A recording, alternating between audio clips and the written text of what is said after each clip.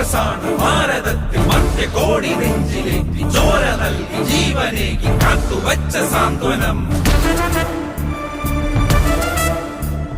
കോൺഗ്രസാണു ഭാരതത്തിൻ മർത്യകോടി നെഞ്ചിലേറ്റി ചോര നൽകി ജീവനേകി കാത്തുവച്ച സാന്ത്വനം. വാനിലുയരെ കൊടിയുയർത്തി സത്യത്തിൻ കരുത്തുമായി സമരഭൂവിൽ ധീരരായി നമ്മളൊത്തു നീങ്ങിടും.